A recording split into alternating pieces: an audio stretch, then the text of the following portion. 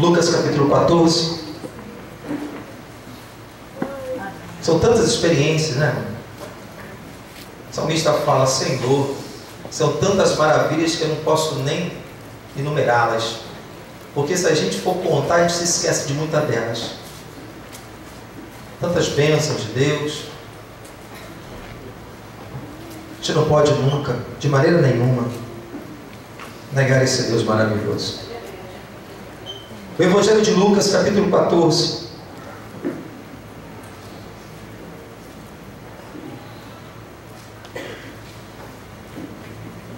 Eu quero ler aqui no versículo 15. Aleluia. Todos acharam? Amém. Assim diz a palavra de Deus. Deixa eu dar um lembrete. Vai ter uma reunião de jovens, adolescentes. Todos precisam de todos vocês. Todos têm o seu valor. Todos são úteis na obra de Deus.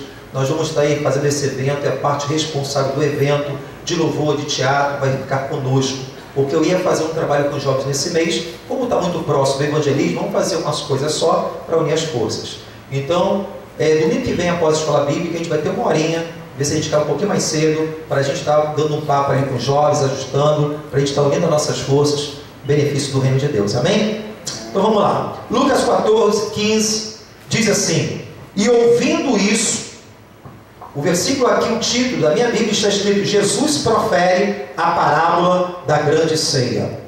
Versículo 15: ouvindo isso, um dos que estavam com ele à mesa disse: bem-aventurado o que comer pão no reino de Deus. Porém ele disse: um certo homem fez uma grande ceia, convidou a muitos. A hora da ceia, mandou o seu servo dizer aos convidados: vinde, já tudo está preparado. E todos a uma começaram a escusar-se. Disse-lhe o primeiro: comprei um campo, é preciso ir vê-lo. Rogo-te que me hajas por escusado. E outro disse: comprei 5 juntas de bois e vou experimentá-los. Rogo-te que me hajas por escusado. E outro disse: casei, portanto não posso ir. Voltando aquele servo, anunciou estas coisas ao seu senhor. Então o pai de família, indignado, disse ao seu servo: sai depressa pelas ruas, bairros da cidade e traz aqui os pobres, aleijados, mancos, cegos. E disse o servo: Senhor, feito está como mandaste, e ainda há lugar. E disse o Senhor ao servo: sai pelos caminhos, atalhos, forçai-os a entrar para a minha casa, que se encha. Porque eu vos digo que nenhum daqueles varões que foram convidados provará a minha ceia. Pode sentar adorando o Senhor em nome de Jesus. Continue com a sua Bíblia aberta, que a gente vai continuar lendo o texto. Vamos orar. Senhor Deus, Pai, em nome de Jesus, nós oramos a Ti, te louvamos por esse momento. Pai, nesse momento, tome a vida do pregador, conceda a palavra de sabedoria, conhecimento, de revelação, que junto com ela vidas possam ser altamente abençoadas, Senhor. Que possam, Pai, em nome de Jesus, vidas serem transformadas, Senhor, porque esse é o desejo da Tua palavra em nossa vida, é o desejo do coração de Deus em nós. Pai querido, Pai amado, que junto com essa ministração, sinais e maravilhas e prodígios podem ser notórios em nosso meio. Nós profetizamos, Pai, no nome de Jesus, e todos quando crê digam amém, amém e amém. Amém, amados? Bom, gente, aqui em Lucas capítulo 14, a Bíblia diz aqui sobre essa parábola da grande ceia, uma conversa que Jesus teve com uma das pessoas que estavam à mesa. E Jesus, ele diz, libera uma palavra dizendo: bem-aventurado o que comer o pão do reino de Deus. Ou seja, numa mesa, Jesus estava ceando, estava se alimentando, mas naquele momento, ele diz que feliz será aquele que comer o pão no reino dos céus. Aleluia! Eu fiquei pensando nisso, imaginando um banquete dos grandes reis deste mundo, podemos dizer como a própria rainha da Inglaterra. Imagine você um banquete, seja a festa do casamento ali do seu filho, talvez. Imagine como foi aquele banquete. A realeza, a qualidade de alimento, seja de todo o cenário, algo espetacular. Eu estava pensando exatamente nisso, mas eu quero dizer à igreja que existe um banquete, uma ceia, que nada deste mundo é maior do que aquilo que Deus tem preparado para cada um de nós. A grande boda do Cordeiro. Meu irmão, não tem nada de mais impressionante, nada de melhor, quando se compara aquilo que Deus tem preparado para cada um de nós. A Bíblia fala que essa festa já está preparada na agenda de Deus. Isso vai acontecer. E por isso que Jesus ele fala: olha, estamos aqui numa ceia, e ceiar é maravilhoso, mas bem-aventurado é que comer o pão, aquele que vai comer o pão no reino de Deus, aquele que vai sentar comigo à mesa. Essa é a melhor e maior ceia que nós poderemos viver em nossa vida. E Jesus ele começa a discorrer e dizer e apontar aquelas pessoas que vão estar com ele naquela grande ceia. Ele começa a dizer, no versículo 14, porém ele disse: um certo homem fez uma grande ceia e convidou a muitos. E você começa a ler o texto e ver que o convite foi para todos, mas muitos, devido aos próprios negócios dessa vida, devido aos seus interesses pessoais, eles se excusavam do convite. Eles rejeitaram o convite que foi feito pelo próprio dono da ceia, pelo próprio Deus. E isso aqui é uma ilustração de uma verdade espiritual para a nossa vida. Quantas pessoas, irmãos, estão envolvidas em tantas coisas deste mundo, colocando prioridade em tantas coisas e deixando de viver aquilo que é primário na sua vida. A Bíblia me diz o que é primário na minha vida. Em Mateus 6, versículo 33, a Bíblia me diz: buscai primeiramente o reino de Deus e a sua justiça, e as demais coisas vos serão acrescentadas. A Bíblia me diz aqui, e isso aconteceu e acontece em todo o tempo, em toda a época, em toda a história. Só muda os personagens e as gerações. Mas quantas pessoas estão, irmão, tão embaraçadas, envolvidas com tantas coisas desta vida, que tem negado a sua fé, que tem deixado aquilo que é primário, aquilo que realmente tem valor e peso em nossa vida, em nossa caminhada espiritual. Quantas pessoas estão deixando de aceitar esse convite tão maravilhoso de Jesus, onde Ele espera que não somente nós viemos a nos converter, mas também andar com Ele hoje, amanhã e depois. Estamos caminhando por um alvo, estamos caminhando por uma promessa maior. E essa mensagem, amados, eu tenho ela para mim como uma das maiores e melhores e mais importantes da nossa caminhada espiritual. Toda a palavra de Deus ela é boa, toda a palavra tem poder, toda a palavra é proveitosa. Mas se nós não entendemos o verdadeiro motivo de seguir a Cristo, nós estamos perdidos. Quantas pessoas estão enganadas na sua motivação de servir a Deus? Quantas pessoas, devido ao evangelho que tem sido anunciado, o evangelho totalmente distorcido, onde se fala somente de um lado da moeda, desconectado da outra parte da moeda, onde se fala somente da bênção, onde só fala somente da prosperidade, onde só fala mente que pessoas possam ser bem-sucedidas. Meu irmão, entenda a mesma coisa. Eu sou um pregador da fé, eu sou um pregador da cura divina, eu sou um pregador que prega as promessas de Deus, porque elas existem, é para nós e temos que viver. Mas nós não podemos esquecer o outro lado da moeda. O outro lado da moeda é que nós devemos também ter a nossa vida em muitas áreas perdas. Tem momentos em nossa vida que nós temos que renunciar. Tem momentos em nossa vida que nós temos que abrir mão de muitas coisas para servir a Jesus. E quantas pessoas hoje, nos dias atuais, não querem abrir mão de nada? Pessoas para estar somente num culto, para cultuar a já acha que isso é uma obrigação, um sacrifício terrível. Porque essa pessoa, ela não tem a motivação certa em seguir a Cristo. Quando as pessoas não querem abrir mão do seu tempo, dos seus prazeres, é uma festa, eu troco a festa. Em lugar de Jesus, eu prefiro ir para a festa. Em lugar, talvez, de culto a Deus, eu prefiro ficar vendo um Faustão, seja o que for. Existe, a Bíblia me diz que existe um tempo determinado para todas as coisas. Mas existe um tempo para mim adorar e servir ao meu Deus.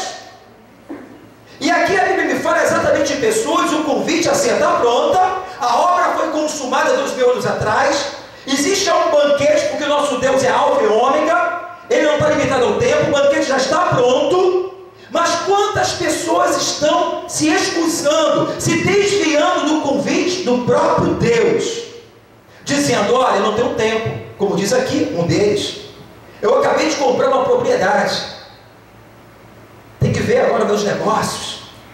O outro ali, olha, eu comprei uma junta de bois, eu tenho que cuidar da junta de bois. O outro disse ali, ó, me casei, agora eu tenho que cuidar do casamento. Quantas pessoas quando começam na sua caminhada, eu falei aqui, não sei qual foi a mensagem, quarto domingo, para que nós não viemos a fazer um Deus de trampolim. O nosso Deus tem prazer em nos abençoar, nós vimos aqui testemunho, Deus faz isso e muito mais além. Mas essa não é a essência do cristianismo. Entenda bem isso. Deus tem prazer de abençoar os seus filhos, Deus tem prazer de abençoar a sua noiva, a igreja, a noiva de Cristo. Mas a essência do cristianismo é eu seguir a Deus independente daquilo que estou vivendo ou passando. Como diz Paulo, posso todas as coisas naquele que me fortalece.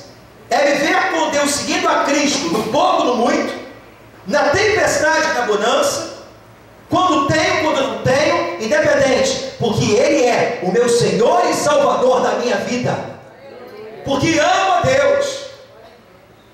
Porque se a gente não tiver a motivação certa, você não consegue caminhar o resto da sua vida com Jesus. Você sabia que existe uma estatística feita? São 40 milhões de convertidos no nosso Brasil. Mas essa mesma estatística foi feita e que para cada cristão que é convertido, existe um desviado. Existe 40 milhões de desviados. E por que isso? Porque talvez muitas às vezes não foi ensinado ao Jesus certo, ao evangelho correto. Foi ensinado talvez aquilo que Deus tem que me dar, e se não me dá, esse Deus já não serve para mim. Se Deus não abrir a porta em determinado tempo da minha vida, Ele já não presta.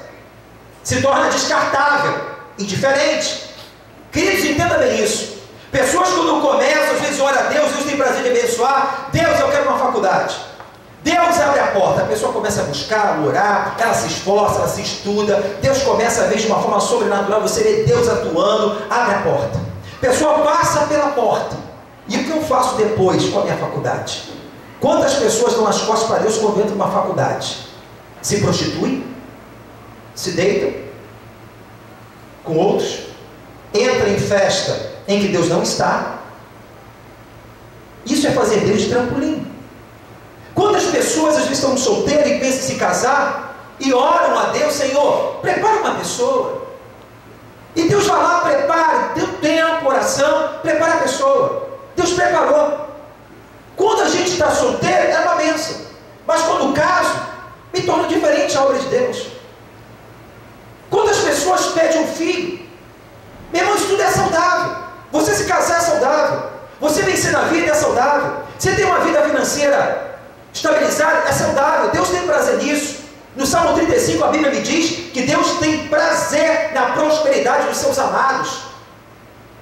Mas o que eu não posso é deixar meu coração ser escravizado por essas coisas e a presença do meu Deus vivo, do meu Senhor, se tornar indiferente na minha vida.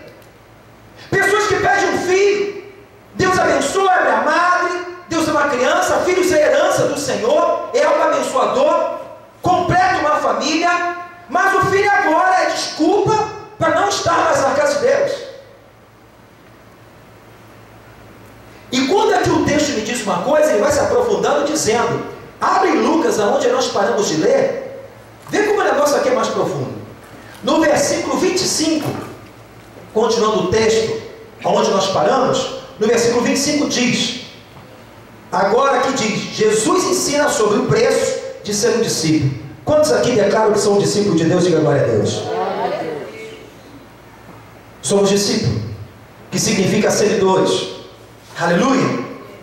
Ora, versículo 25, ora, ia com ele uma grande multidão, e voltando-se disse, olha só, aonde Jesus estava a multidão ia, né? Ele parou, ele acabou de ensinar sobre uma parábola ali, uma ilustração sobre o reino, que muitos vão se escusar do convite, muitos vão rejeitar o convite, dando desculpas.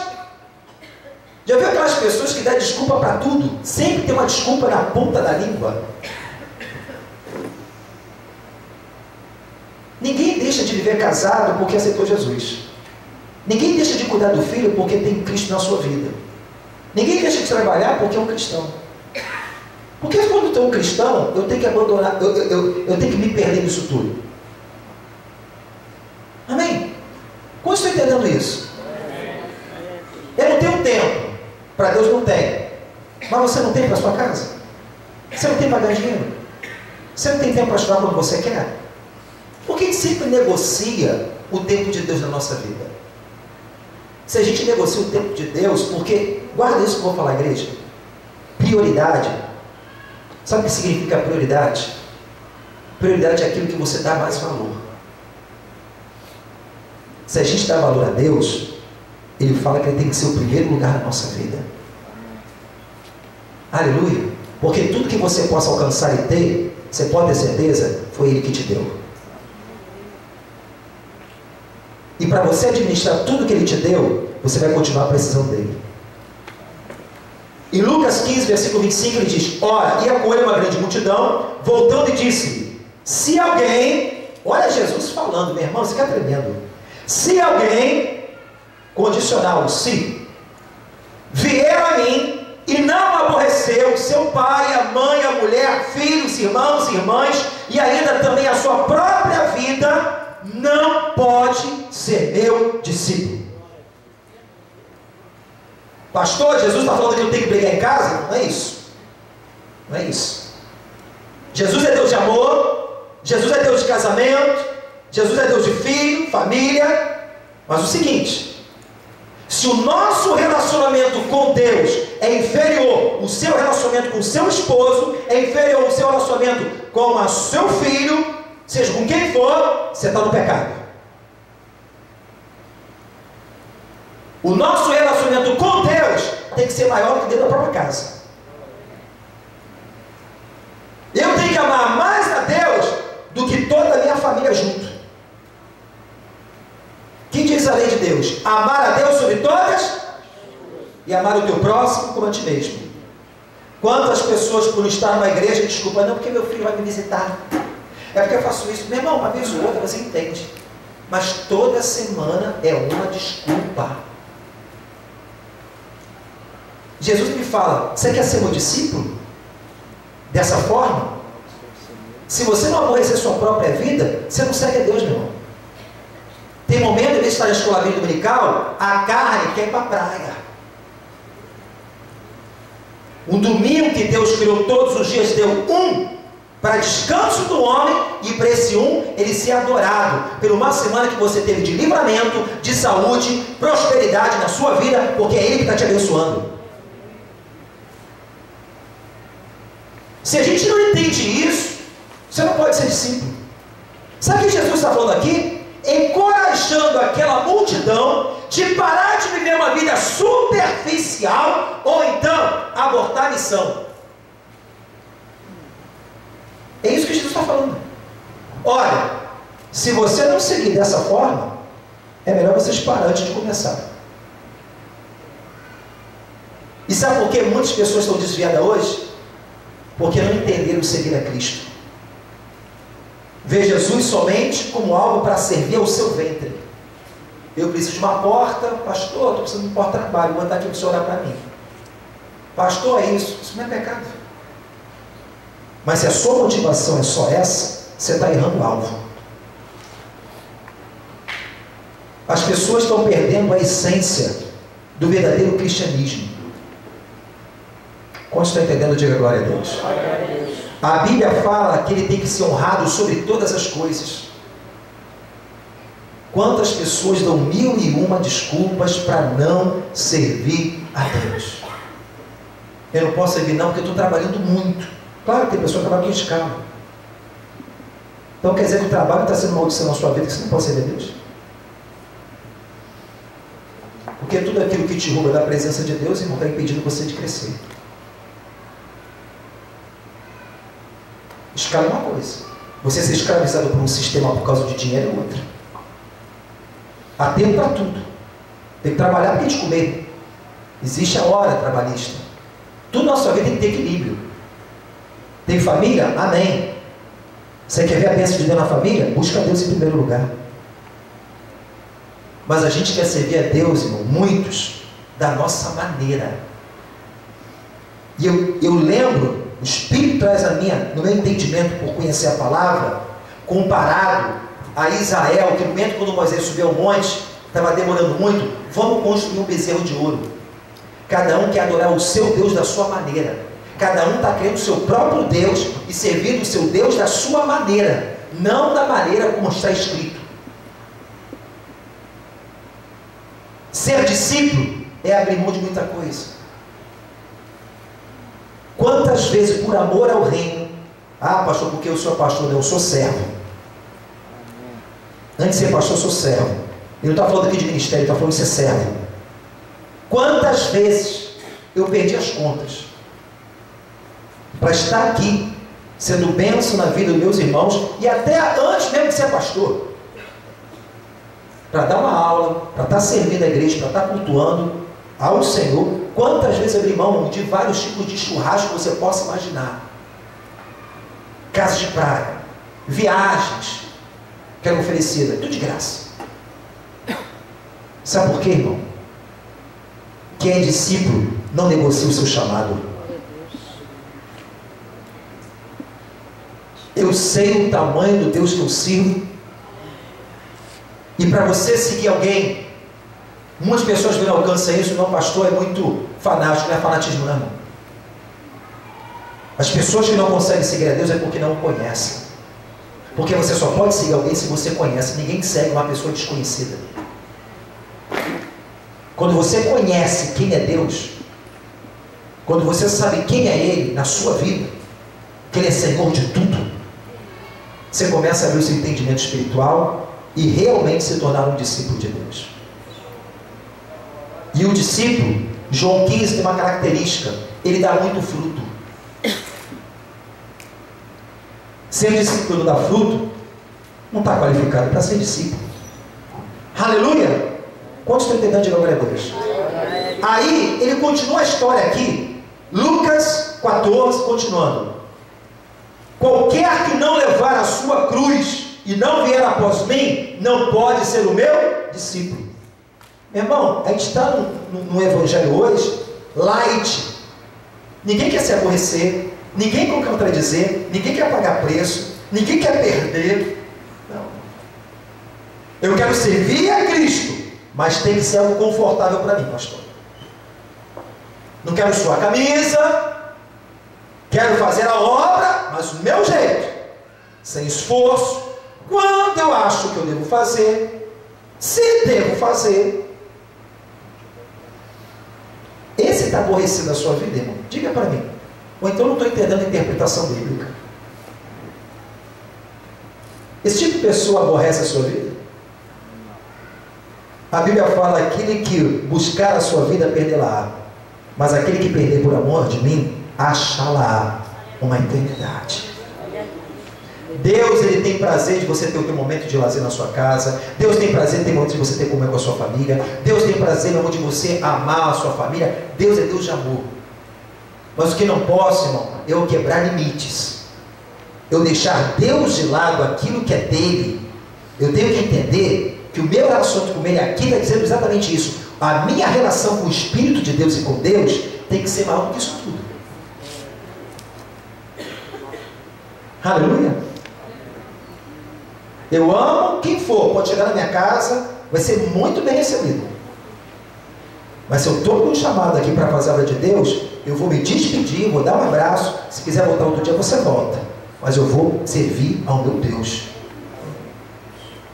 Sabe o que é isso? Firmeza. O discípulo tem que ser firme, tem que ter firmeza. Escute isso. Qualquer um levar a sua cruz. Por que Jesus leva essa expressão? Porque Jesus está utilizando uma expressão onde o próprio Cristo ele carregou uma cruz, porque isso era utilizado pelos romanos. A morte de cruz era exercida por Roma. Os malfeitores eram colocados no madeiro e morriam daquela forma tão cruel como Cristo morreu, ainda não sendo malfeitor. Da forma mais bárbara, dolorosa. Jesus não quer que você seja sacrificado, mas pelo menos pegue a sua cruz e siga Ele. E essa expressão é exatamente porque quando aquela pessoa ela pegava a cruz, seja quem for, isso significava para Roma o seguinte: aquele ali, ele está carregando a cruz porque ele é submisso a Roma.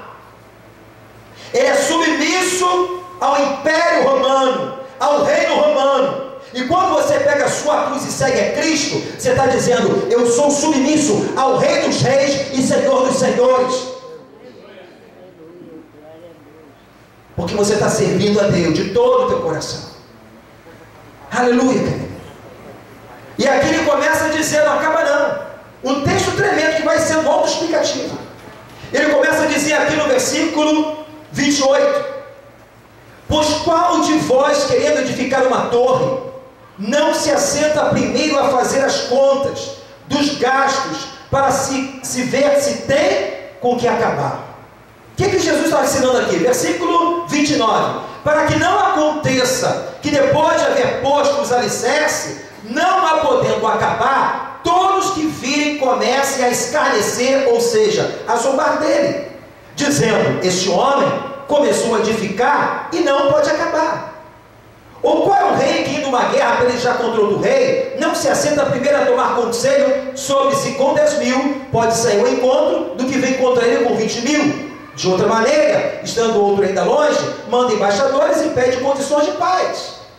Assim, pois, qualquer de vós que não renuncia a tudo quanto tem, não pode ser meu discípulo. Bom é o sal, mas se ele degenerar, com que se adubará? Nem presta para a terra, nem para o monturo, lançará fora. Quem tem ouvidos para ouvir, que ouça.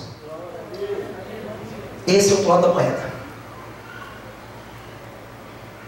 Ganhos, tivemos aqui no altar. Cura é um ganho. Provisão de Deus é um ganho. Portas abertas é ganho. Vitória, irmão. E Deus se agrada disso. Mas no Evangelho também tem outro lado, tem perdas. Renunciar, aborrecer a minha vida, a minha vaidade, o meu orgulho, para servir ao meu Deus vivo. Aleluia. Eu não vivo mais, mas Cristo vive em mim. Não é mais aquilo que eu quero, é aquilo que Deus quer. Aleluia. E aqui ele dá essa comparação. Ele dá um exemplo. Qual é a pessoa que quer edificar uma casa? Antes de ela construir, ela não faz um cálculo. Quanto vai gastar? Qual vai ser o tipo de mão de obra, o material que vai ser utilizado? Para quê? Ela começar uma obra e não ser envergonhada pelos outros. Começou uma obra, a pessoa todo mundo ri. Ah lá, começou e não terminou. E a obra aqui está falando da nossa vida. Quantos milhões de crentes desviados?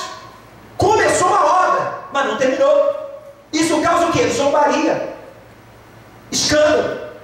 Quantas pessoas estão trazendo escândalo hoje para a igreja? Porque, meu irmão, Jesus ele sempre colocou e foi sempre transparente. A multidão seguia e parava. Vem cá, você quer ser meus discípulos? Vocês estão dispostos a aborrecer a sua própria vida?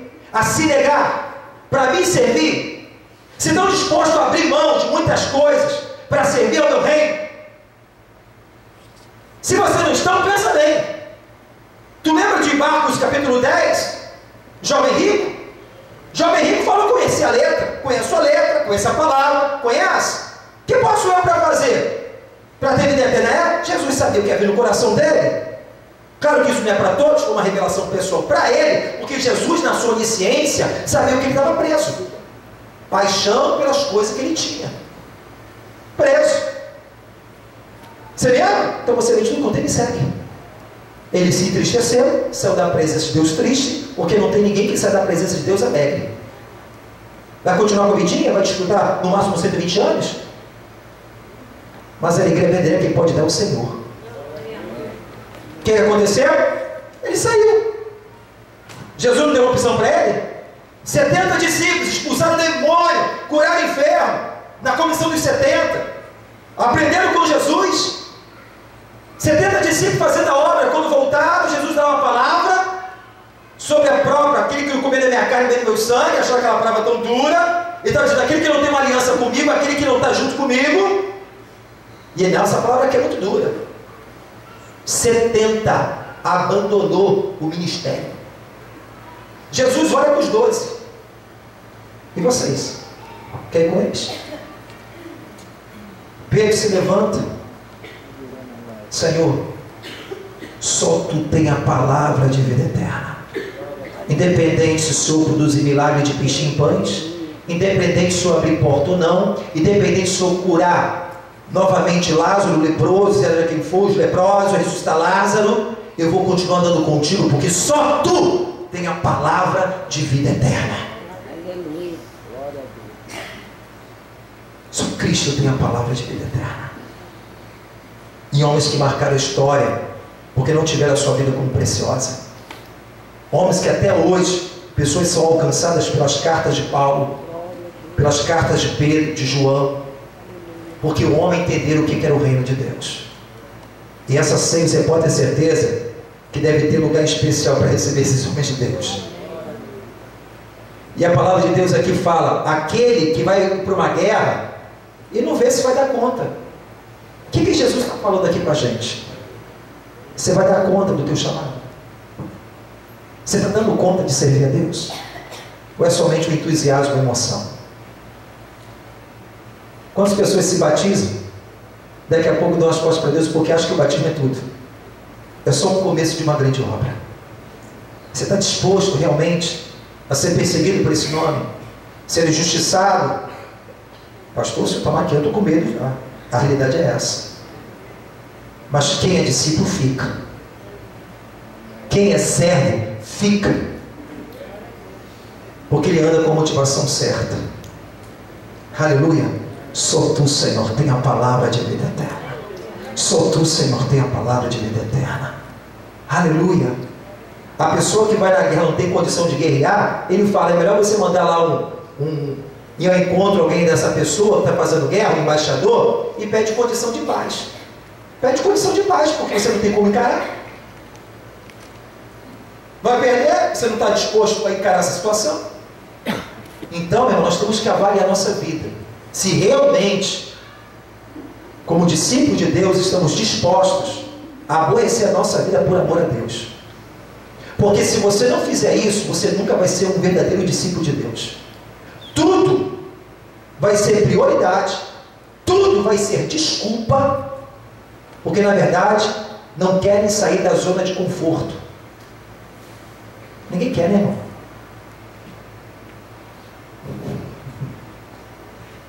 Quem quer deixar uma praia no verão, né, irmão? Um sol escaldante, pegar uma onda, não é isso? Prazeroso, maravilhoso. Quer? Mas o discípulo entende que existe um lugar melhor para ele estar. Naquele momento, naquela hora. Não que ele não possa fazer isso, mas existe um tempo determinado para todas as coisas. Assim diz o Senhor. Não negocie o seu relacionamento com Deus. Não negocie a sua comunhão. Porque discípulo fiel não negocia a sua comunhão com Deus. Aleluia. Amados, eu vejo tantas pessoas às vezes com tantas dificuldades, mas não abrem mão de outras coisas da vida. Por que abrir mão então daquilo que é divino? A Bíblia fala, onde estiver o nosso coração, ali estará o nosso tesouro. Eu falei aqui um dia, como é que está o nosso tesouro do céu? Às vezes na terra está bom, né? Deus está abençoando, glória a Deus.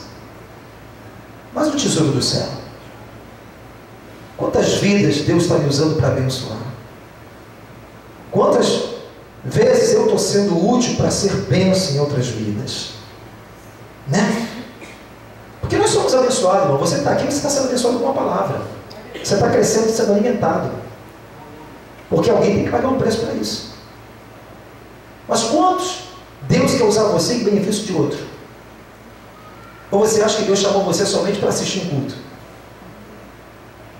Hoje em dia o negócio é tão sério que nem para limpar banco as pessoas estão vindo. Antigamente falava assim, meu irmão, qual é o ministério desse irmão? Limpeza de banco. Só vem no banco, limpa o banco, tira a poeira e vai embora. Hoje em dia o negócio está tão difícil que nem para limpar banco as pessoas estão vindo. Será que o evangelho mudou, irmão? Sabe o que acontece? A gente está vivendo as últimas profecias de Cristo. O amor vai se esfriar, a iniquidade vai se aumentar. Você vê o índice de pessoa, 40 milhões já de desviados. Para um crente, tem um desviado. Porque eles não tiveram entendimento o que é seguir a Cristo. Talvez para o evangelho superficial, chega aqui que teus problemas vão ser resolvidos. Quem é que não quer um problema resolvido, irmão? Pode ser o capeta lá fora, está com um problema e vai estar na igreja. O espírita, muçulmano, quem é que não quer um problema resolvido? Mas qual é a motivação verdadeira de Cristo em nossa vida? Aí aqui fala, né? Se vós não renunciar a tudo quanto não tem, não pode ser meus discípulos. E aqui há duas situações também, como Jesus ele fala também com duas pessoas em Lucas capítulo 9. Abre a sua Bíblia, Lucas 9.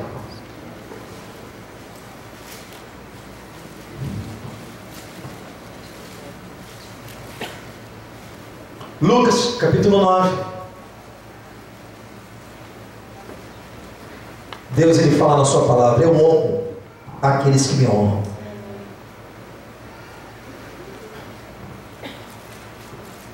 Lucas 9, 57.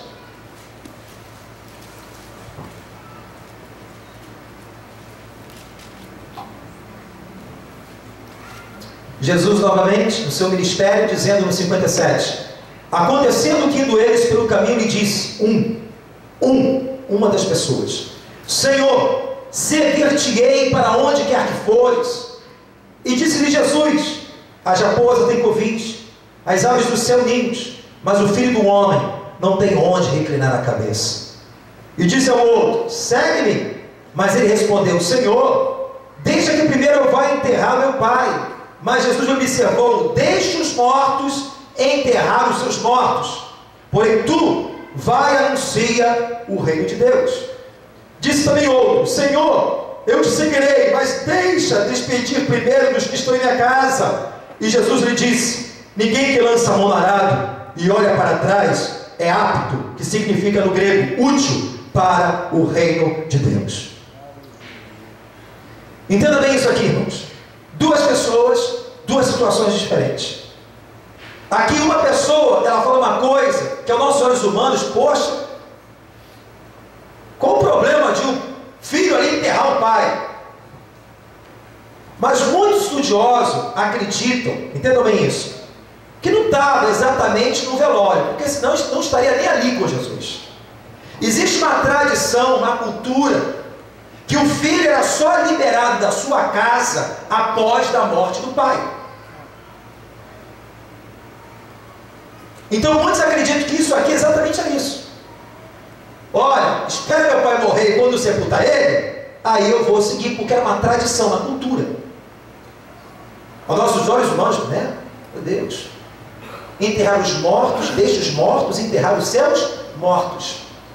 Tem muitas pessoas no cemitério que estão enterrando pessoas que nunca aceitou Jesus. Aquela pessoa morreu, acabou. Não tem o que fazer por ela. Temos que ali ser solidário ao sofrimento, amém. Mas aquela pessoa é morto. A Bíblia fala que nós somos vivificados por Cristo. Você tem vida. O cristão não morre, vai para a eternidade. Aquela pessoa morreu. E quantas pessoas mortas espiritualmente estão enterrando um morto? Por isso que ele usa a expressão: deixa os mortos, agora você vai ser mais útil se você pregar o reino de Deus comigo para levar esse povo que está morto à salvação da sua alma. Quantos entenderam? Diga glória a Deus. A outra pessoa diz o seguinte, ele disse aqui, olha, esse aqui quer despedir do pai. Deixa de despedir do pai é uma coisa menor, mais fácil, rápido. Que isso é minha casa. Jesus lhe disse, ninguém que lança a mão no arado, olha para trás, é apto, é útil para o reino de Deus. Então nessas duas situações, independente do caso, o que isso está falando? Meu irmão, quando você toma uma posição, se você quer ser discípulo, não tem tempo para ficar olhando para trás. Aleluia. Você lembra da história da mulher de Ló? Novamente ela apresenta nesse culto. Numa cidade chamada Sodoma e Gomorra, Deus, pela misericórdia, pela oração de Abraão, que era amigo de Deus, não foi pela oração de Ló, não, foi de Abraão. Ló estava lá numa cidade por opção própria, uma decisão, uma cidade ímpia, pecado, feidia na lei de Deus. Deus falou que ia destruir aquela cidade. Pela misericórdia, uma oração que Abraão fez, ele fala que ia poupar a vida de Ló e a sua família. E você conhece a história. Deus envia o anjo, fala para sair da cidade, que após ele sair, Deus queimaria aquela cidade com fogo e enxofre. Juízo de Deus. A Bíblia diz que ao sair da cidade, eles saíram, foram arrancados. Tem muitas pessoas que foram arrancadas do mundo, mas está com saudade do mundo. Está olhando para trás. Ela olha para trás, e aquele olhar para trás, aquilo ali não é uma olhadinha assim de curiosidade, não, irmão. No hebraico, no original, aquele olhar para trás significa a pessoa que contempla toda a sua atenção. Então uma coisa não é aquela olhadinha que você olha, poxa, está acontecendo, você olhou, por curiosidade, não é isso. O olhar dela foi por contemplar, dar atenção, porque ela estava presa naquilo que estava naquele mundo tão pecaminoso e cruel. Ela olha para trás e se transformou o quê? Estátua de sal. Amados, muitas pessoas hoje, quando você vê na caminhada, às vezes as pessoas se esfriando espiritualmente, existe uma frase de John Wesley que diz o seguinte: existem dois momentos na vida do cristianismo, do cristão. Primeiro é a conversão, segundo é a santificação. São duas situações que nós temos que romper para viver uma vida cristã naquilo que Deus espera de nós. John Wesley, ele escreveu numa frase uma coisa tremenda. Foi um grande avivalista da igreja, homem usado por Deus poderosamente. John Wesley, ele disse que a conversão é quando, eu anotei aqui, é tirar o cristão do mundo. Mas a santificação é tirar o mundo do cristão.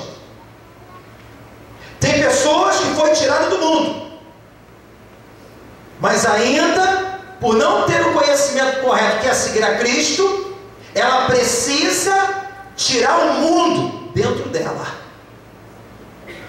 Sabe aquela pessoa que está na igreja e tem saudade do mundo? Saudade do pecado, saudade dos antigos relacionamentos que não eram dignos de Deus, saudade talvez das atitudes, da forma que vivia. A conversão é tirar o cristão do mundo, mas a santificação é tirar, é um processo de cada dia, tirar o mundo do cristão, o Egito, Sodoma, Babilônia, que é o sistema do mundo. Se a pessoa não romper isso, mesmo após ela se converter, ela não consegue caminhar, ela não consegue completar a sua carreira, que diz Paulo: completei minha carreira, é isso? Guardei minha fé, só falta receber minha coroa da justiça. Se você não tirar o mundo de você, você não consegue ser um discípulo fiel de Deus. Você não tem prazer de estar na casa de Deus, você não tem prazer de servir a Deus, porque está cheio do mundo dentro de você.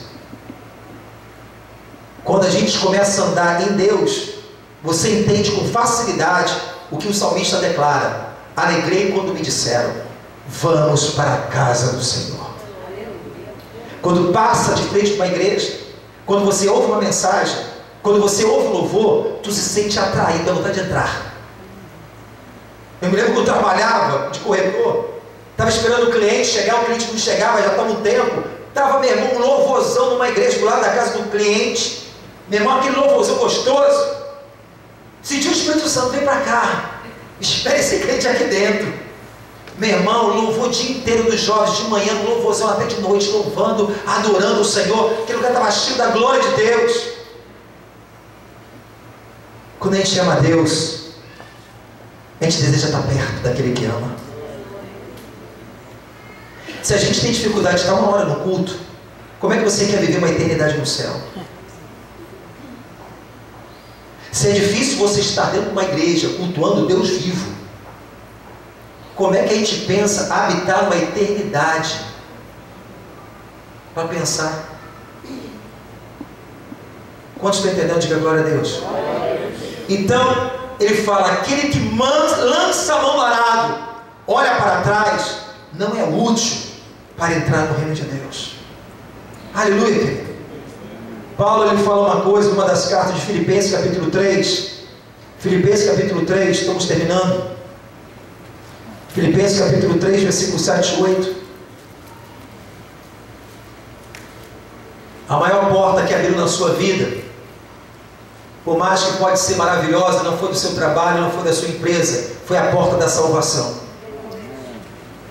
Em Filipenses capítulo 3, 7 e 8 diz o seguinte: mas o que para mim era ganho, reputei por perda por Cristo.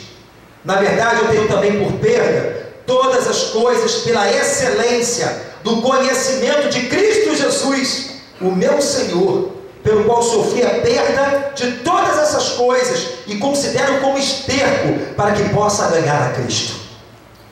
Aleluia! Se a gente não tirar o mundo dentro de nós, você não consegue ser um discípulo de Deus, irmão. E isso tem que ser arrancado. Você tem que cortar, aleluia, romper essa situação. Porque o padrão de vida de Deus para o discípulo não é tão simples como nós pensamos. Padrão de vida, ajunta tesouro no céu, filho. Perdoa o teu irmão. Ama mais e tu serás menos amado. Tu serás perseguido pelo meu nome. Serei muitas vezes injustiçado. Esse é o padrão do verdadeiro cristianismo. E como é que passa tudo isso? Paulo ainda fala, regozijai-vos no Senhor. E novamente vos digo, regozijai-vos. Paulo passou o que passou, meu irmão. Foi abandonado também quando ele diz lá em Timóteo, só me ficou Lucas, envia Marcos para me ajudar. Na minha defesa ninguém ficou, quando o bicho pegou, todo mundo subiu. Quando Paulo, a gente escuta essa expressão, terminei a carreira, parece que Paulo teve uma carreira assim, meu Deus do céu, devia ter mais de 3 milhões de pessoas seguindo Paulo. Não. Senhor, tudo quanto fiz que era para ser feito, eu fiz. Eu completei a minha carreira contigo aqui nessa terra. Será que todos nós a gente pode pensar naquele grande dia, diante de Deus? Senhor, eu completei a minha carreira, por amor à tua obra, por amor a ti, por amor ao teu reino. Tudo quanto o Senhor me pediu, eu não deixei barato. Eu não fiquei aquém da situação, mas eu fiz para o teu louvor, Senhor, porque tu é meu Senhor, porque tu é meu Deus que me salvou. Estava condenado à morte, mas o Senhor me deu vida eterna. Oh, aleluia. Quantas vidas podem ser alcançadas através da sua vida? Quantas pessoas que vão ser ainda alcançadas através de você? Mas para isso, irmão, a gente tem que abrir mão de muitas coisas. Paulo lá em Timóteo, abre a sua Bíblia, capítulo... Tem 2 tipos de pessoas, as pessoas se desviam. Tem um que já... Olha só isso aqui que é uma figura. 2 Timóteo capítulo 4. Paulo aqui na sua caminhada ministerial, foi abandonado. 2 Timóteo 4, versículo 10.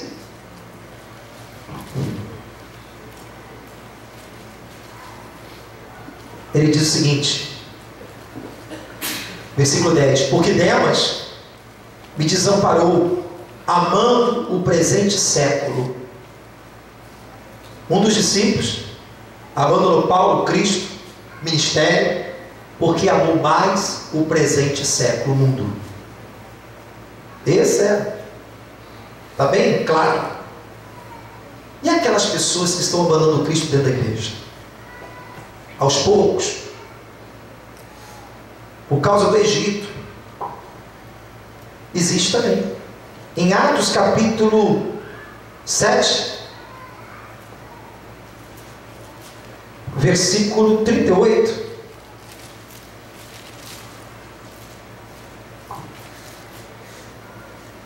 olha aqui que fala a palavra: este é o que esteve entre a congregação do deserto, com o anjo que lhe falava no monte Sinai, como nossos pais aborreceram a palavra de vida para nos dar.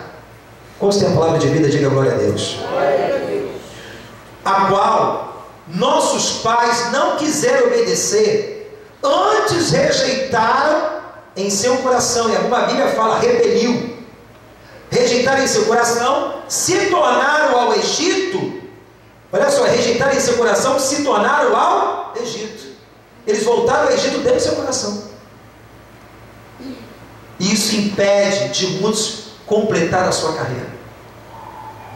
Aí diz, dizendo Arão: faz-nos deuses que vão adiante de nós, porque a esse Moisés que nos tirou da terra do Egito, não sabemos o que lhe aconteceu.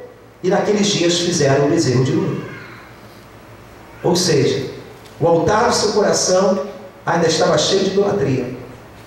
Pessoas dentro da igreja, não como Demas, que desviou já amando o presente século e abandonou tudo, mas existe aqueles que fisicamente estão na igreja, mas o seu coração já está apontando para as coisas do mundo. Você tem que repreender isso em nome de Jesus. Toma a sua cruz e siga o Senhor. E para fechar, o que nós devemos fazer, querido? Quando a pessoa não começa a ter prazer na estar na casa de Deus, é porque tem pecado. Pastor, pode ser. Pode verificar algum tipo de pecado lá. No Salmo 51, quando Davi peca, a oração que Davi faz, ele faz o seguinte: ele ora a Deus: Senhor, não me tire a alegria da salvação, não me tire o teu espírito. Vamos ver se o Salmo 51, que isso aqui é tremendo, só para fechar. Lembrei aqui, Salmo 51, aqui, versículo 11: não me lances fora da tua presença, porque eu ouvo o verdadeiro arrependimento. Não retires de mim teu Espírito Santo. Torne-me a dar-me a alegria da tua salvação. Sustém com o espírito voluntário. Aleluia. Quem tem a alegria da salvação serve com o espírito voluntário, irmão. Tem alegria de servir. Mas o pecado rouba essa alegria. Pecado é tudo aquilo que é o alvo. Se meu coração não está reto, não dá fruto. A pessoa vem para a igreja com obrigação, não tem alegria. Por quê? O mundo já está tomando conta. Já está sinalizando a luz, ó. Corre para Jesus, irmão, se arrepende. A pregação do Evangelho não é só a fé. Primeiro, lá em Marcos 1, 14, 15: arrependei-vos e crede. Arrependimento, mudar de posicionamento, mudar de atitude. Ter fé em Deus, todos têm. Até o diabo, a Bíblia fala que ele treme diante do Senhor. E o diabo às vezes está no nível até maior do que muito crente, que nem muito crente treme. Reverenciar Deus. Eu me arrependo, Senhor, em nome de Jesus. Talvez eu não estou levando o teu reino como é para ser levado. Talvez eu estou dando lugar a tantas coisas. Amém, queridos? Então, para você se manter firme, fica de pé, abre a sua Bíblia em 2 Pedro, capítulo 1.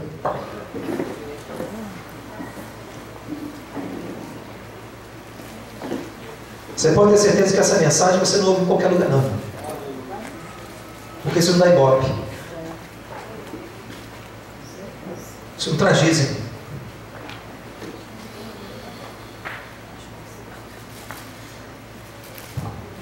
Eu gosto de ver tudo. Seja benção, seja o mel ou seja o fel. Mas é de Deus, é bom. 2 Coríntios capítulo... tá certo. Eu estou errado. Talvez vocês estão ligados. 2 Pedro capítulo 1. Para a gente fechar.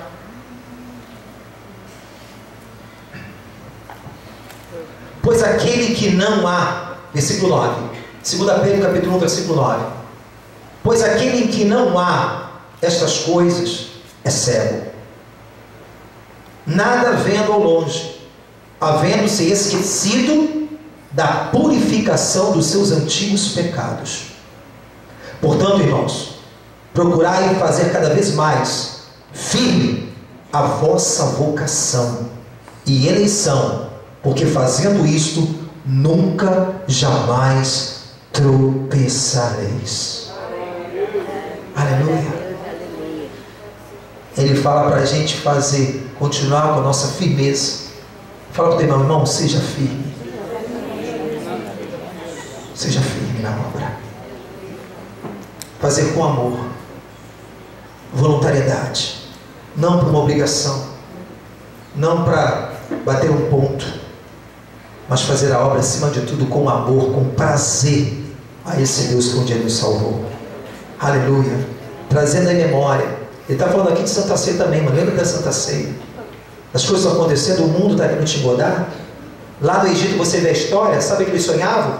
Os melões, passavam alguma dificuldade, os melões do Egito, os peixes, os alhos. Mas só que comia tudo aquilo debaixo de escravidão, de jugo. E às vezes pessoas, quando estão em Cristo, elas se esquecem que quando está lá no mundo, ela está sendo marionete na mão do diabo. Escravizada, jugo, opressão. Jesus nos libertou. Jesus tem promessa em nossa vida, mas também tem outro lado da moeda. Renuncia, nega muitas vezes aquilo que tem em você, para você fazer aquilo que é de Deus na sua vida. Esse é o verdadeiro evangelho, irmão. Evangelho não é só flores, tem as dificuldades. Muitas vezes nós vamos ser injustiçados, perseguidos, mas você está defendendo uma boa causa. Aleluia. Não é brigar com ninguém, ter sabedoria com amor, mas você colocar Deus no seu devido lugar na sua vida, que é o primeiro. Aleluia. Vamos estar orando, fecha teus olhos.